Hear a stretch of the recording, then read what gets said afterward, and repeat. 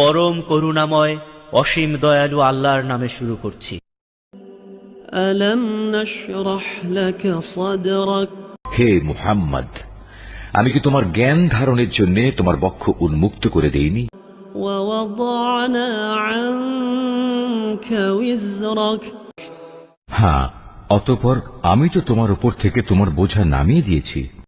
الذي أنقض ظهرك এমন এক বোঝা যা তোমার পিঠ নুইয়ে দিচ্ছিল। ورفعنا لك ذكرك আমি তোমার স্মরণকে সর্বোচ্চ আসনে প্রতিষ্ঠিত করেছি। فإن مع العسر يسرا অতঃপর কষ্টের সাথে অবশ্যই আরাম রয়েছে। إن مع العسر يسرا নিশ্চয়ই কষ্টের সাথে আছে আরাম।